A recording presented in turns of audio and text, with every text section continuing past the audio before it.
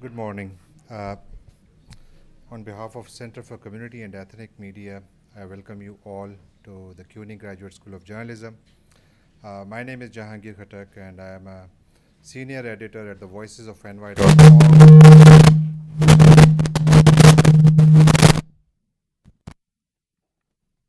And it's an online publication of Center for Community and Ethnic Media. We showcase the work of New York's different ethnic and community publications.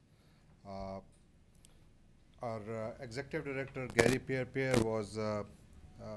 he planned to come and welcome you all, but because of a last-minute change in his schedule, he was unable to come. And I am welcoming you on his behalf and on the behalf of Center for Community and Ethnic Media. We are very excited to be partnering with the New York Immigration Coalition on such an important subject, which is a question of life and death for many individuals in this city. And we don't see too much debate on this important subject. And the topic that Steve Choi has selected for today, I think it's very critical. That while we are talking about immigration reforms, the critical question is how far we are ready for it as well. So I'm sure that we will have a very lively debate because we have some very distinguished scholars on the panel today. Before I hand it over to Steve, I just wanted to give you a little bit about details about what we do at the Center for Community and Ethnic Media. So the center was established in October 2012. And the idea was to work with the community and ethnic media. As you know, that New York City is one of the most diverse city in America, and it has a huge community and ethnic media. There are no exact figures, but according to our estimates, there are more than 350 publications which are coming out of different parts of the city. And 18 of them are daily publications. 9 of them are published in languages other than English. So it's a huge media. It has very loyal following, but there is a lot of work that needs to be done with this media as well, and that's why we are in business. We work with this media in basically 5 different areas. One is the Voices of NY.org, which is a showcase of the work of this media. We pick stories from different publications each week, which we scan at least 80 publications, and then our translators for different languages also scan newspapers and pitch stories, and we pick them, and we, after due editorial process, publish them on the Voices. Then we recognize the work of this media through AP's Journalism Award, which is the only award for this media sector in this part of the country. And we have been giving it away for the past 12 years. And then we are also working in training. We have been organizing lots of trainings for the members of this community, for this media sector, in different areas like reporting and marketing as well. And also we have been organizing programs like access to information programs. We call it Newsmaker Series, in which we invite distinguished scholars, public figures to come and talk to the media and give this media an opportunity to ask the questions that they want to ask. And last year, like this year, I think this may be our last program for this year, but this year so far the center has organized 54 programs, trainings and different programs, which included Q&As with the mayoral candidates. And we also do research on the emerging trends in this media. We published a white paper on how New York City government advertises, and also we have documented this media through a directory called Many Voices, One City. I think that anybody who is in this field, nonprofit sector, I think they should have this directory as well, because basically we have documented 270 publications in it, but we will update it. It's available both in print and online. I will not take much of your time. Thank you again. And we are very excited to be partner in today's panel. And now I hand it over to Choi. Steve, so it's over to you. Thank you. Thank you, Jehangir. Good morning, everyone. My name is Steve Choi. I'm the Executive Director of the New York Immigration Coalition. I'd like to thank the Center for Community and Ethnic Media for being a great partner on this event and on other events as well. I'd like to thank all of you for coming today to what promises to be a very thought-provoking briefing and discussion about legalization. Now, I think it's very fitting that the New York Immigration Coalition is helping to lead the way in thinking through legalization. We were actually founded 26 years ago in the aftermath of 1986 immigration reform, where the community realized that there was a need to coordinate this work, and thus the coalition was born. In the 26 years that have passed, it's become clear that we need immigration reform once again.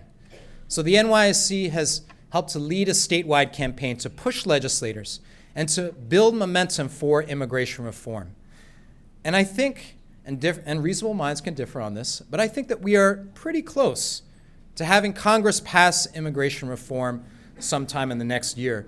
But I think if we look a little bit broader, I think there's a high chance that we will see something in the next couple of years. Now, I don't know exactly what that's going to be. It might be comprehensive immigration reform with a path to citizenship. It may be something more limited. It may be legalization without a path to citizenship. It may be deferred action for all. It may even be something like the DREAM Act. But I think whatever it is, if something does happen, like I said, I think there's a high chance that something will happen. I think it will almost certainly be the single greatest challenge that many of us have ever faced.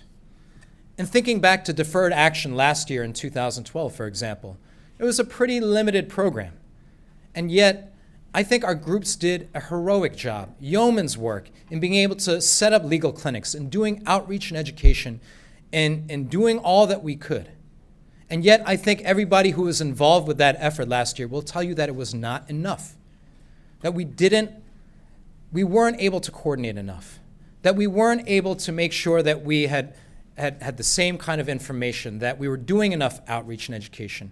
I think people will tell you that we didn't do a good enough job in coordinating the pro bono response. I think people will tell you that there was a duplication of effort. And at the end of the day, when you look at the statistics, in New York, 34% of eligible applicants for DACA actually ended up getting it. I mean, think about that. 1 out of 3 eligible applicants for DACA was actually able to get it. And now you may quibble about the statistics, how valid they are, but I think the bottom line is that we as a community didn't do as good of a job as we could have, and as a result, eligible applicants didn't get deferred action.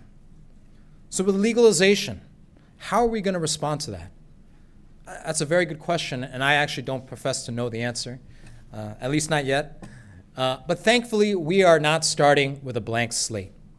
I think there has been a lot of folks who have had tremendous amounts of experience, people in this room who've gone through 1986's immigration reform, who've gone through several TPS programs, who have gone through DACA last year. And I think there's a lot of lessons to be learned, a lot of wisdom to be gleaned. And I think it behooves us to pay attention to those lessons learned that we learned the hard way. So 6 months ago, in one of my first acts as the executive director of the NYIC, I asked Professor Fennelly to do a literature review. What were the lessons learned and what have folks have already thought so far? To conduct several dozen in-depth interviews and then to report her findings. And about the same time, we also realized that we needed to start the conversation. A structure to deal with legalization statewide, what would that look like? And so we asked Andy Scherer, who is formerly the executive director of Legal Services of New York City, to come on as a consultant, to help us reach out to folks, to get this process started, and to think through exactly what this response would be. And along the way, we realized we don't need to wait for legalization to talk about ways to better coordinate our efforts, and so Andy will also be talking about that today as well. I want to emphasize that this is just the start. Much work remains to be done. We've got to do more research and think about where are the immigrant communities that need to be served, and where are the gaps in organizations that are able to serve them. And we will be seeking your feedback throughout this entire process.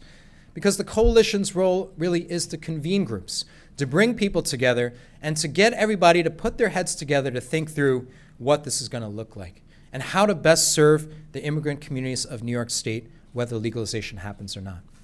So with that, I'm actually going to turn it over to Professor Fennelly.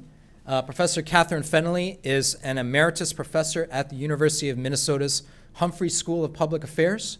She is a senior fellow at the Immigration Policy Center and has written extensively about immigration throughout her career. So she is ready to present her research findings, and she is now kicking me off the dais. So. Thank you very much.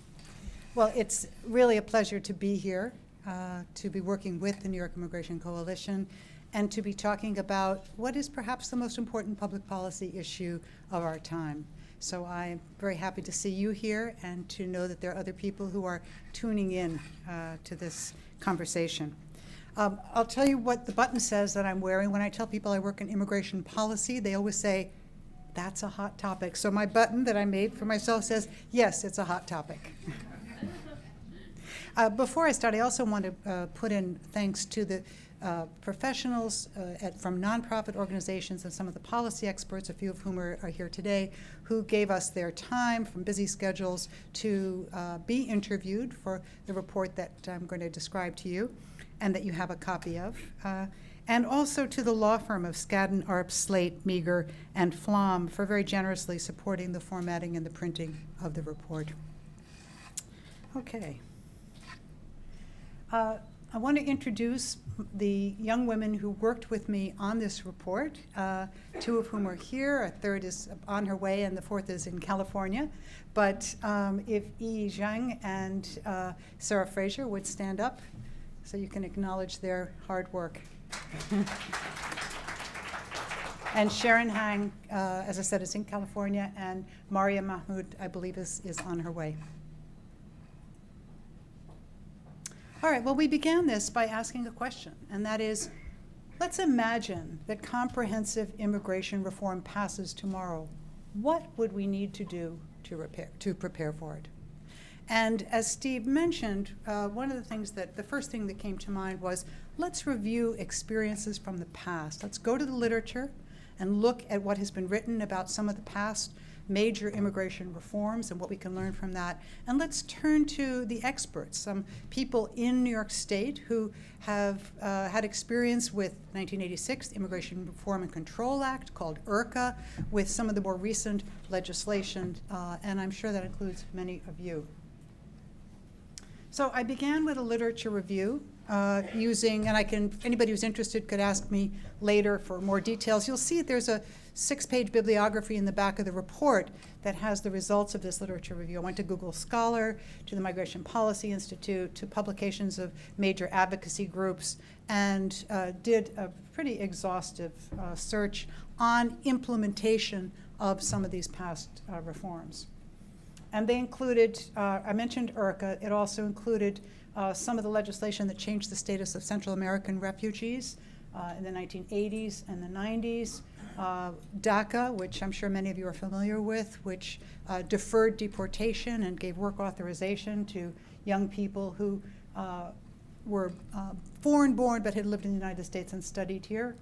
And finally, we looked in particular also at opportunities for the legalization of the foreign-born same-sex partners of GLBT Americans after the Defense of Marriage Act was struck down.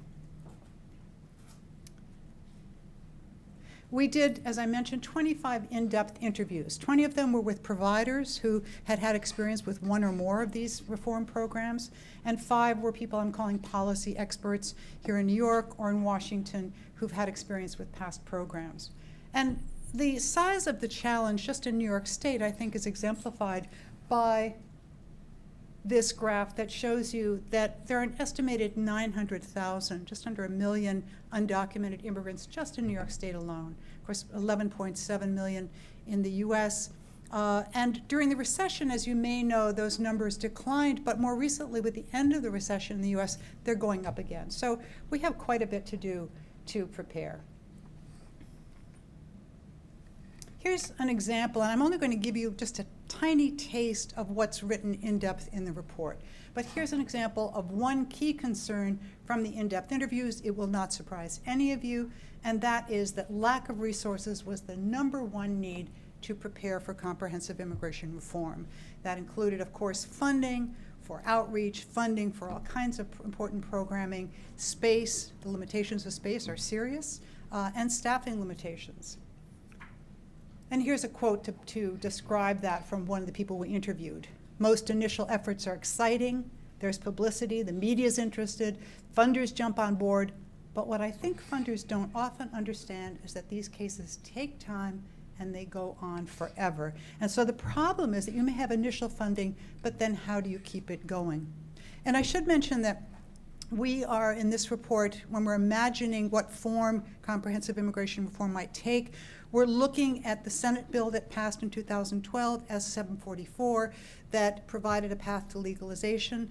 There's a companion bill in the House, but it has not been brought to the floor, and it remains to be seen when that will happen. I also actually am optimistic that perhaps before the end of the current congressional session in 2014, that we may see a bill on the floor, and there are many estimates that we have enough votes from both Republicans and Democrats to pass comprehensive immigration reform. So we'll see. I've included some detailed analysis of the political scene in the report.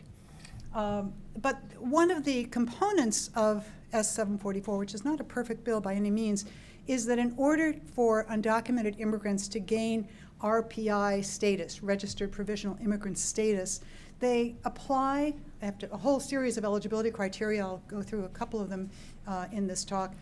And that if it's granted, then they're eligible for 6 years, after which time they have to reapply for an extension. And it will take 10 years before they can apply for legal permanent resident status. And so hence the quote that I mentioned from one of the providers saying, we're looking at the need for long-term support, long-term funding.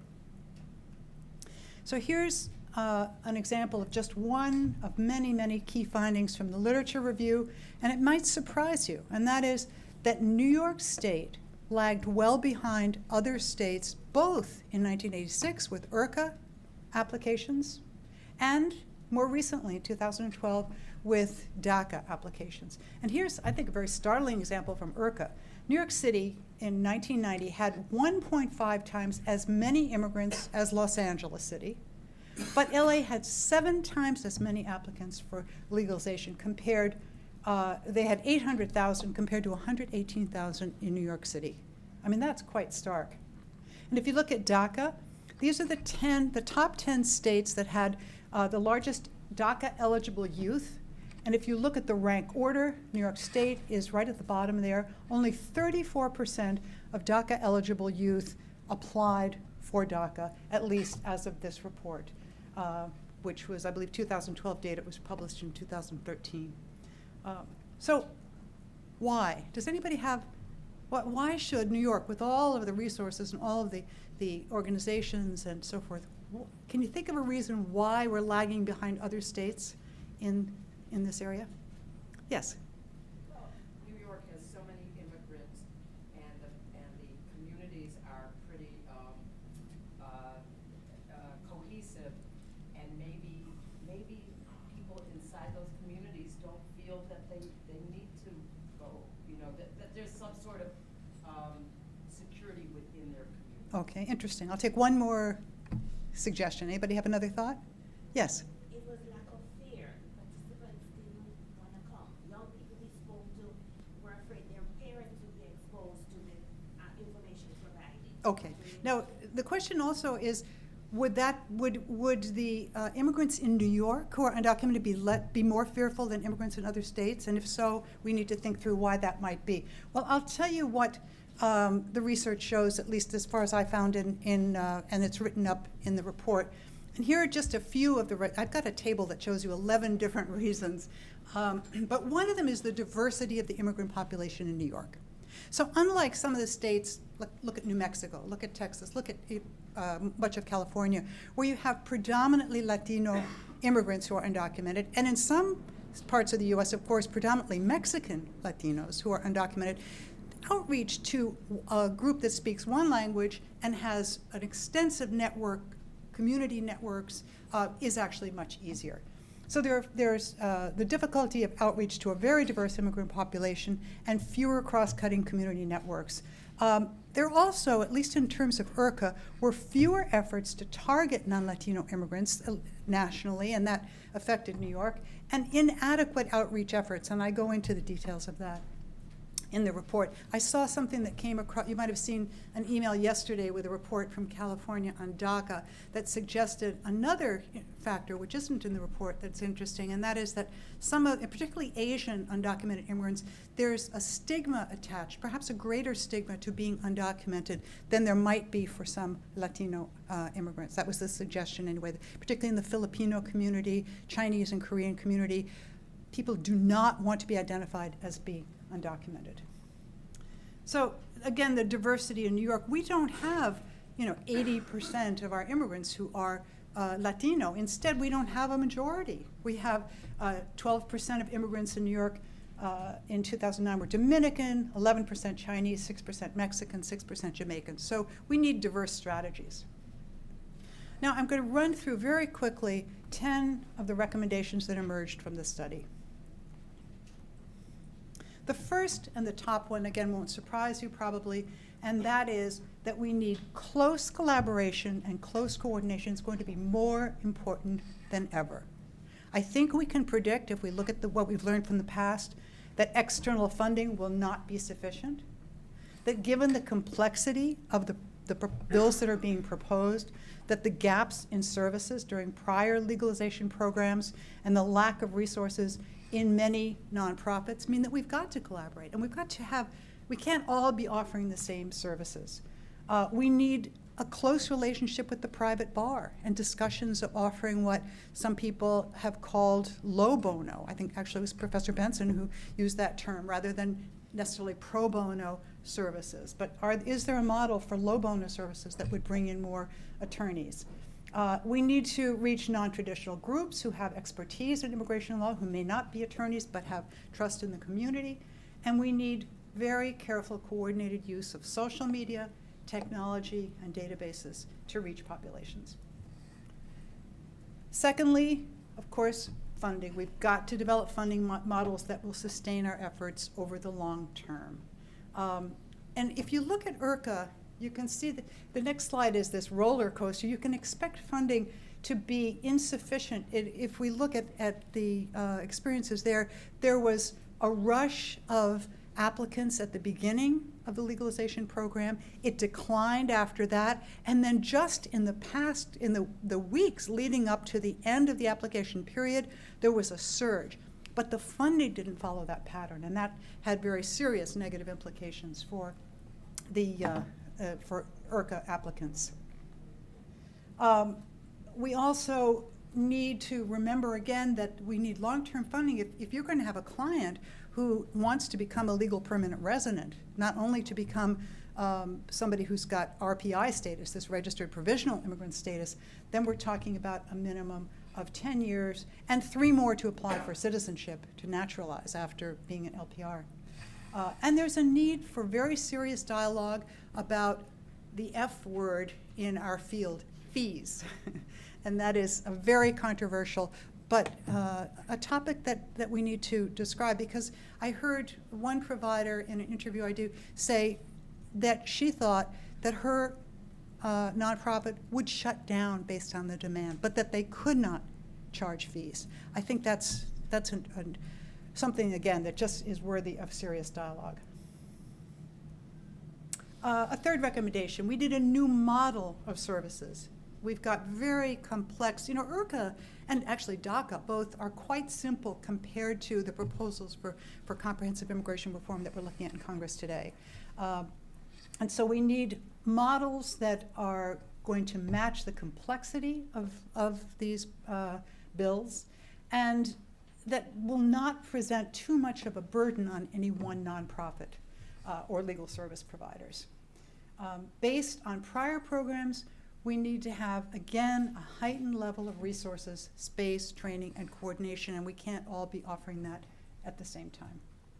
Major outreach and public education, and we have to do a better job than we did in the past with outreach, with some of these other programs. There's no one size that fits all. I think there are many things that have been written about IRCA that demonstrate that in some communities, in some of the, for example, the Chinese community in New York, I've read discussions of how it's really some of the local language newspapers and radio stations that are going to be most effective. With the Haitian community, it may be certain Creole radio stations that are the method. Or, I mean, you all can provide better examples than I. With others, certainly with the DACA youth, there have been some social media applications that have been developed, apps for iPhones that may reach a number of youth. So we need a mix of low-tech and high-tech outreach and public education. This is one that I think is something that we need to think about seriously as well. We're all going to be preparing and strategizing to deal with the surge of people who are eligible to apply. But what about those who are ineligible for legalization? And if a bill like the Senate bill passes both houses of Congress and becomes law, there are going to be millions of people who are undocumented and will remain so. They'll be ineligible because they arrived after the cutoff date that's required in the bill, because they may have been convicted of a crime, including some low-level misdemeanors, which are ratcheted up to aggravated felonies in immigration or under criminal law, who have failed to pass security checks, and then who can't pay fines and fees. And if you have several members of your family whom you would like to legalize or get provisional status for, we're talking now possibly about a few $1,000s in fines and fees that will be beyond the means of many immigrants. And undocumented immigrants, of course, about 25%, I believe it is, are under the poverty line in the U.S. So, a few $1,000s for applications and fees, not to mention the duplication of materials and the people who are going to get you copies of the documents you need and so forth, which adds up as well. This is another one that might not be the first to come to your minds, but I think the experience of IRCA really has taught us that monitoring the implementation of comprehensive immigration reform is extremely important.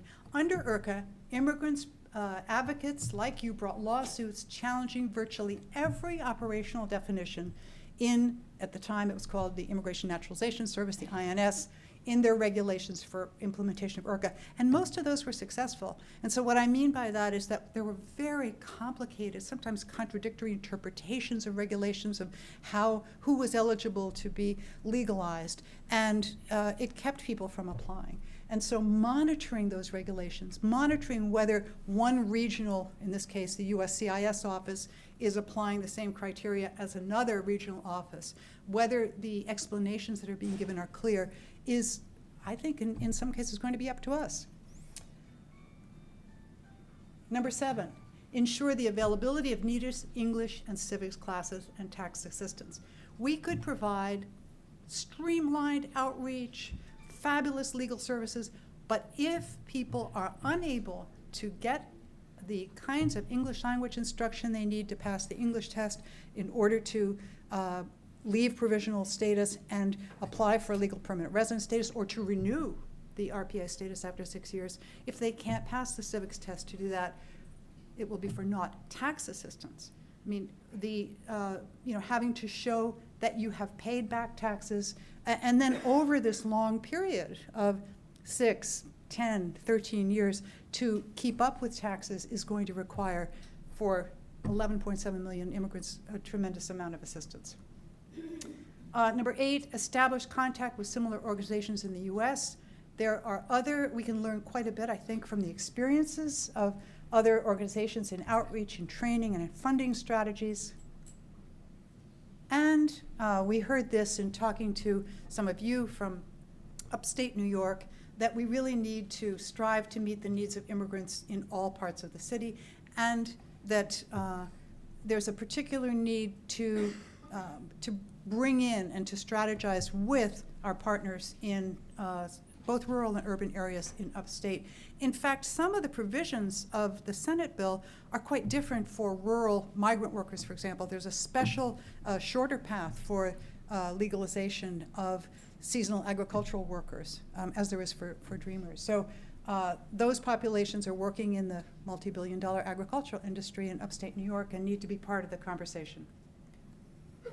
And finally, bless you, need to collaborate to reduce fraud exploitation of immigrants. This is something I'm sure you're all aware of. It is already, the fraud has already begun. There are advertisements in various places saying, that I think capitalize on the discussion in the media of comprehensive immigration reform and lead some people to believe that it has already passed and that they, in fact, could go in and get their status adjusted.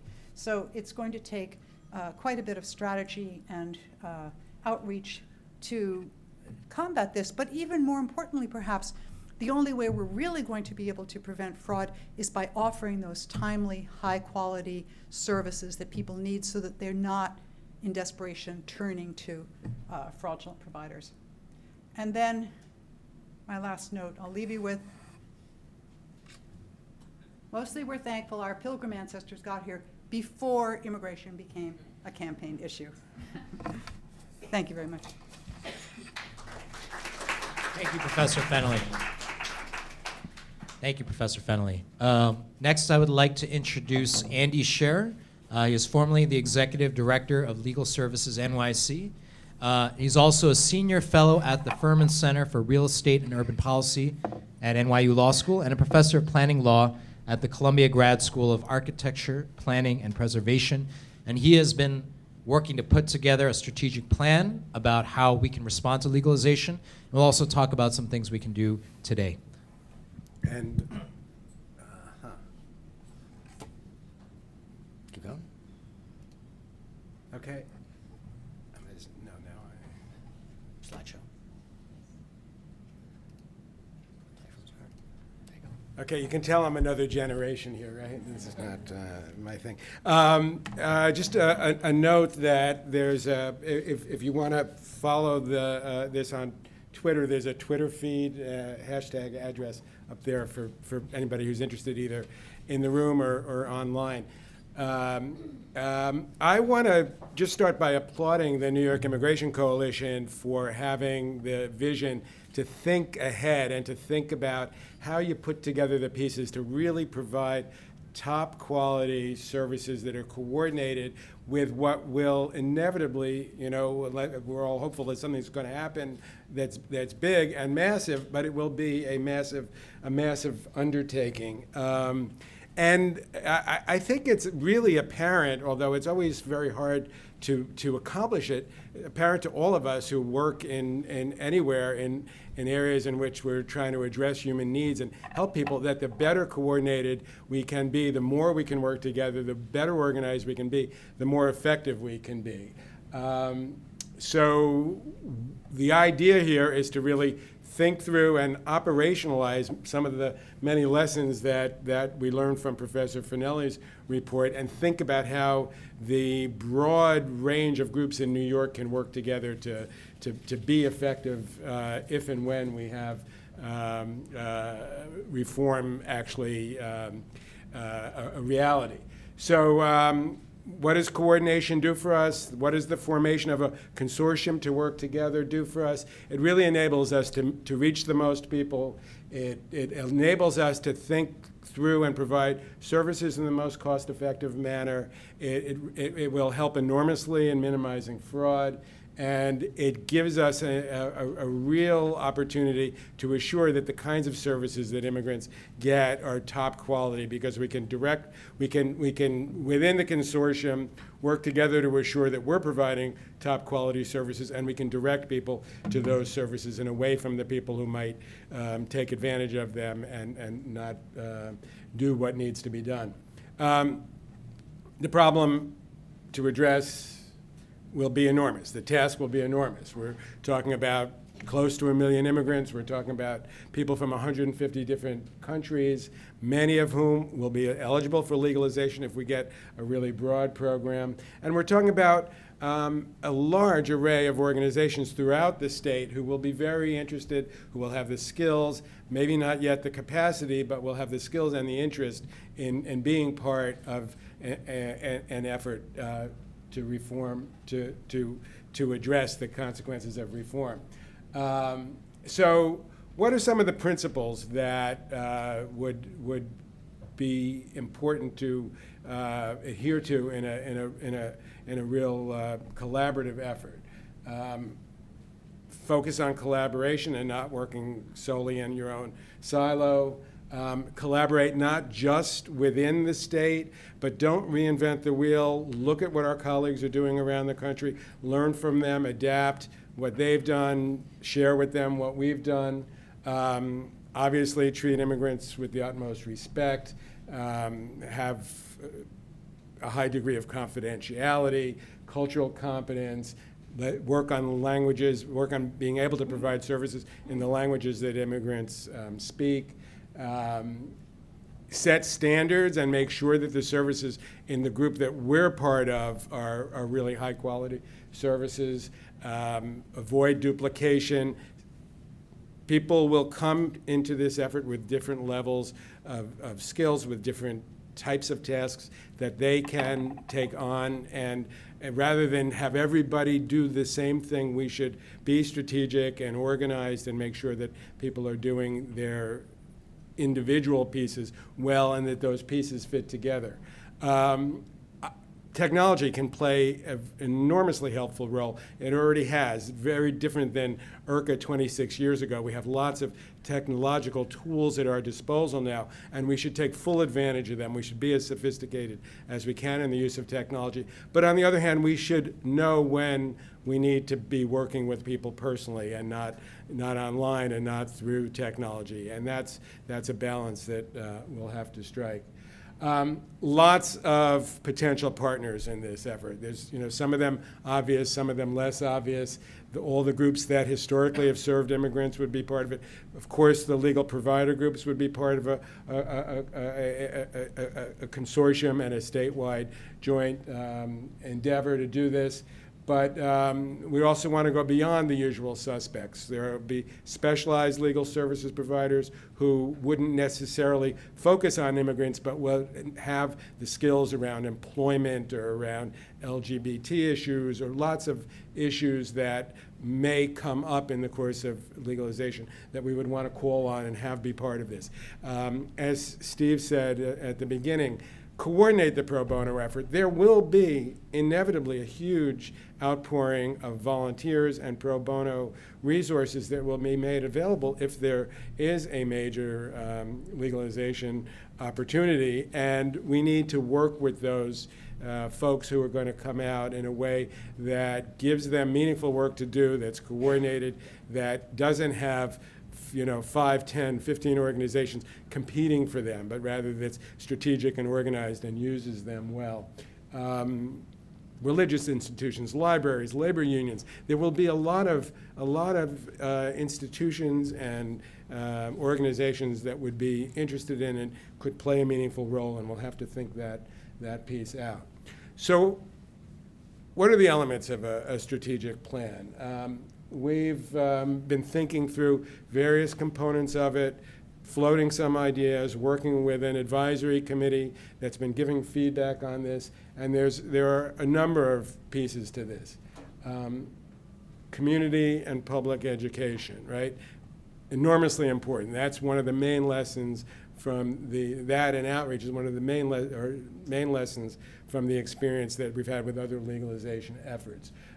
We will need to both inform and educate the immigrant communities, the individuals themselves, those who work with them, both about the provisions of the law and then where they can get quality services and how they can be directed away from the services or that won't really ultimately be services. That will be an enormous undertaking, and we'll need to involve community-based groups, the legal groups, and particularly media strategists, people who have experience in shaping messages, getting messages out, and knowing, like the Center for Media and Ethnic Communities that's co-sponsoring this event, how to reach people where they receive the information and not just use the standard and traditional sources.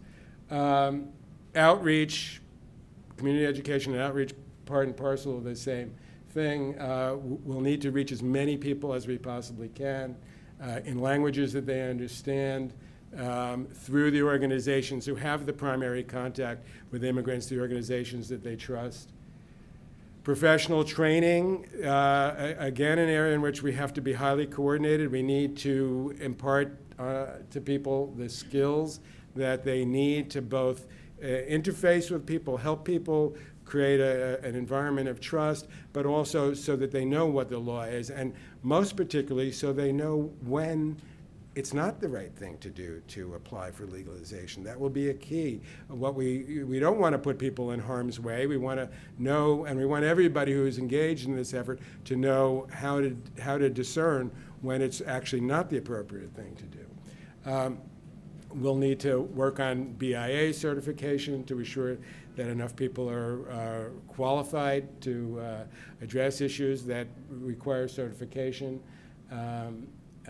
And then we will have to have a full range of client services. And that would have to be on a continuum from the groups that have the direct contact to immigrants who would be helping at the initial stage with applications and screening people, to the legal groups who could take on the more complex issues and provide the backup and the oversight of the community-based organizations, to the specialized legal groups who would be able to provide the kinds of backup and resources that people need when there are complex questions that involve particular areas of law, to the law reform efforts. As Professor Fennelly said, there were very important challenges to the application of the law in IRCA that changed and affected the way in which the law was implemented. There's no question, I mean, having been a lawyer for decades in the human needs side of things, when we deal with government and the way in which government implements and applies policy, there are always issues that will emerge, and we need to have the sophisticated analytical approach that can address it both from a policy point of view and engage in dialogue with the appropriate people, but also can sue the bastards when it becomes necessary to do that. So that's a really important piece as well. Plugging in the pro bono and volunteer in the appropriate places will be a major part of the task. And then, of course, there will be ancillary social services that people will need and other kinds of help that people will need in the course. And we should at least have a broad network of referral services that we can direct people towards. Quality control and oversight, I think we'll owe it to ourselves. We'll owe it to the people who give money for this effort, and most of all, we'll owe it to the clients that we serve to make sure that everyone who works with us in a consortium that we hope to set up is providing really top-notch services. And some of that will come from the training and the ongoing support, but we also should set standards of quality for the way in which people are dealing with clients and for the information that's being given out, and have best practices shared and talk to one another throughout so that we can be assured and we can be comfortable that the services are top-notch and not just adequate, but more than adequate. And that will require a fair amount of ongoing communication. We'll need to have some kind of a structure, probably regional, probably some communication across regions around particular areas of services, but we'll need to have a structure in place, and then we'll have to have a robust set of vehicles for communication, listservs, probably a website, ways of communicating with one another so we're sure that people are getting the right information, that they're up to date, and that we are able to address issues as they emerge. Technology, as I said before, will play a very important part. We've just begun to think about the ways in which technology can really serve the effort. And we want to take full advantage of technology as well as we possibly can. Document assembly, case management software, websites that can address and inform immigrants, but also that we can use for internal communication. We'll need to figure out ways in which we can use technology to bring people into this consortium's efforts, maybe through websites, through some kind of online communication, maybe an 800, single 800 number.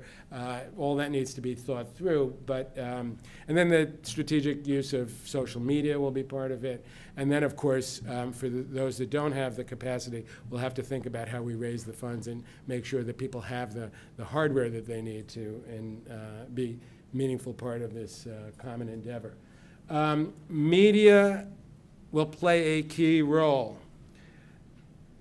Okay, media will play a key role. We will want to use media to support the effort. We want to have a sophisticated media effort. We want probably recruit celebrities, people who can be spokespeople for the effort. Those are the elements of the strategic plan that we're working on, still a work in progress. We'll be developing over the next period of time. We'll have to figure out a budget. We'll have to work together to draw upon the appropriate funding sources, which will be private, which will be government, state, city. Work in an ongoing way with the advisory committee and get as much input and involvement as we can from people who really know the area.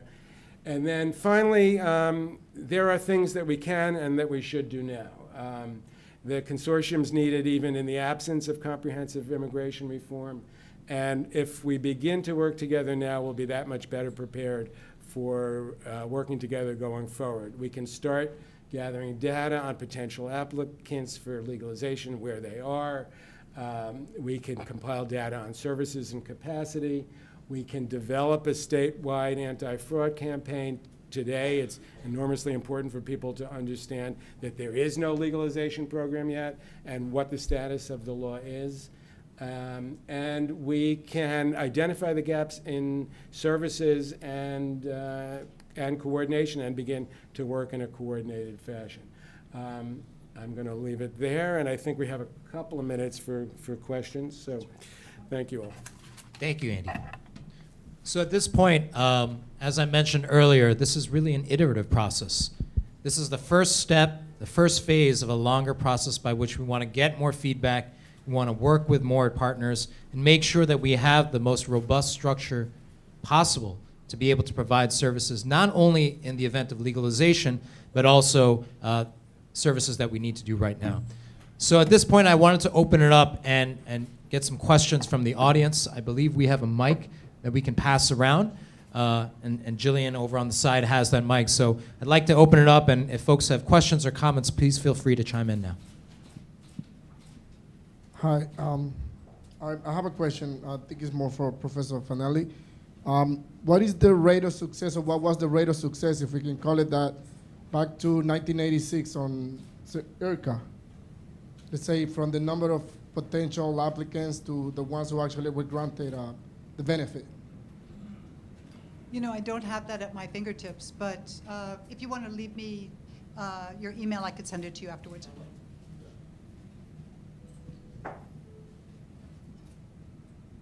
Professor, hello, Professor Fennelly. This is a sort of a personal matter.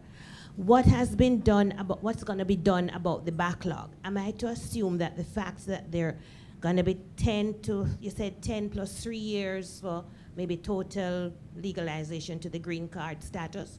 What about people who are like myself? It's personal. I'm an advocate, and I'm marching and lobbying on behalf of all the people here. But my sister, who has been waiting in line for 7 years, she's still outside waiting. So what we have, even from our clients from the Philippines, some are waiting from 1986 in Category 4. Is there, has anybody asked the USCIS, how is this going to be done? Are they going to, while they're preparing immigration reform, is it going to be a twofold? You're doing the regular work, and then you're doing you're doing immigration. Are they hiring more staff? Has anybody looked into that area of your research? That's what I'm interested in on a personal level, and from people who have asked, friends, families, and clients. Of course, many people are interested in that, the terrible backlogs. In the Senate bill, 744, which may or may not become the law of the land if it's passed through the House and is signed and so on by the President, there are provisions for reducing backlogs. The details of staffing and actually the details of exactly how this is going to occur, to my knowledge, have not been released, and we should be paying very close attention because of the importance of this issue to you and many others.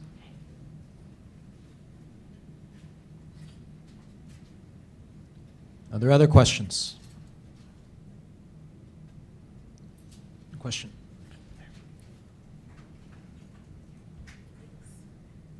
Hi, I'm Lenny Benson. I remember IRCA.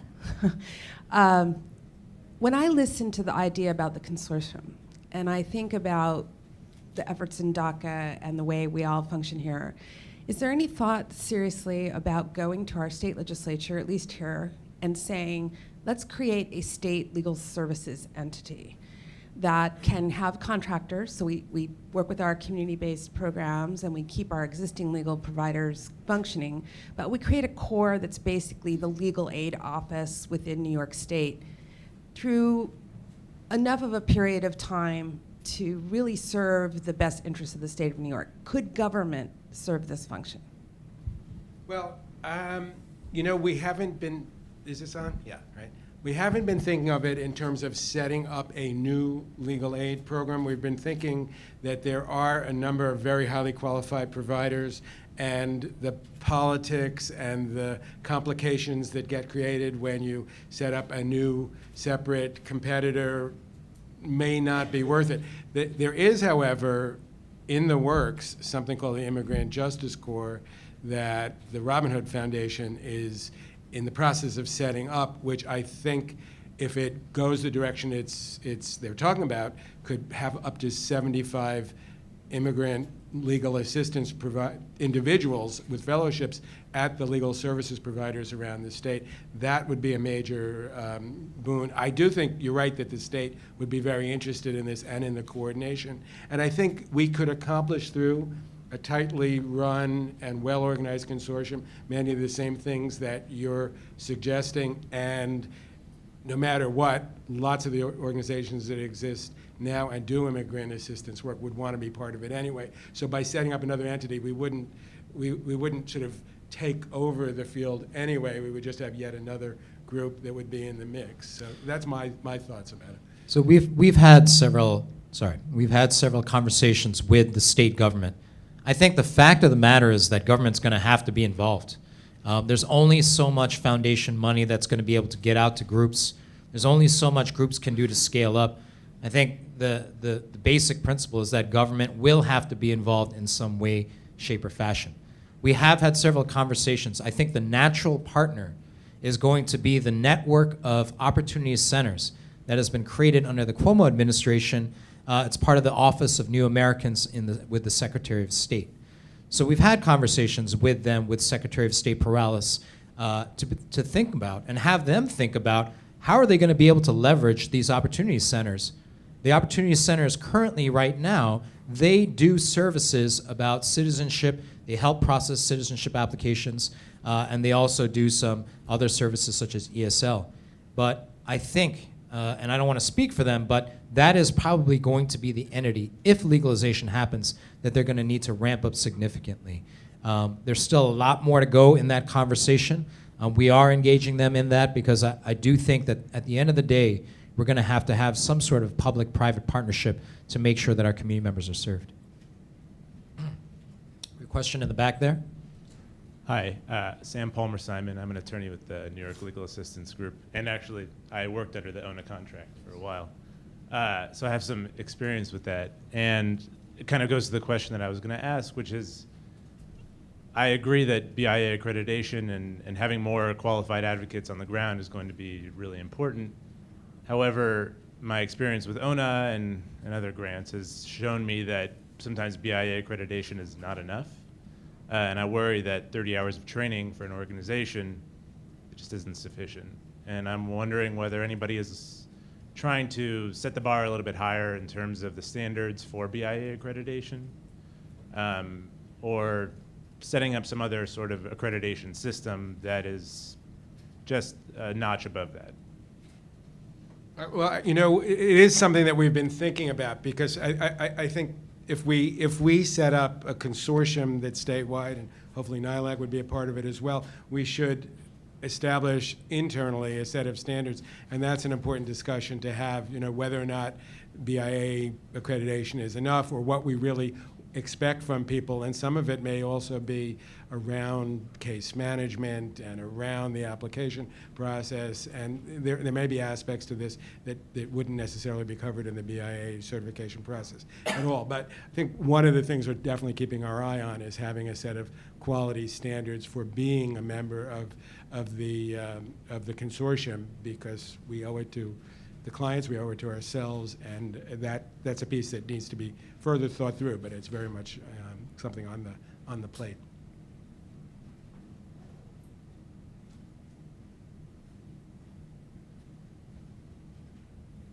Other questions or comments?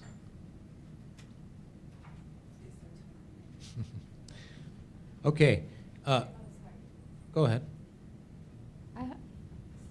I have a question regarding, you mentioned collaboration between agencies and private and public partnerships. And in terms of the literacy services that we provide, ESL, et cetera, a lot of times those are, the agencies are more than willing to collaborate, but the funding process is competitive.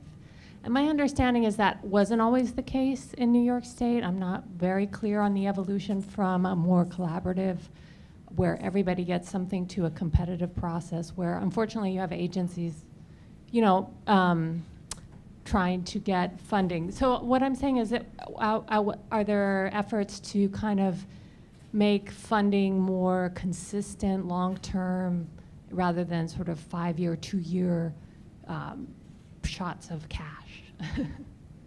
Very much so. I mean, I think, you know, part of the reason to be strategizing and thinking and forming a consortium ahead of the game is that I think we've all had experience in the sectors that go after private and public funding of being, you know, something happens and then it was Sandy or it was 9/11 or, you know, IRC or whatever it is, and everybody's scrambling and everybody's putting in competitive proposals and everybody's duplicating efforts, and it's not really thought through. So the idea here is to think this through ahead of time, have a consortium, figure out what that's going to cost and who's going to do what piece, and then go to the funders. And this is, you know, this is the kind of thing, they love this, because this is what funders generally ask us to do after the fact. So the idea is to think about it ahead of time, think about who the active partners will be, what they will need, and then, you know, it's not going to be perfect, but it can be far more coordinated than we've been in the past. And I think there will be, I think, you know, Steve said this too,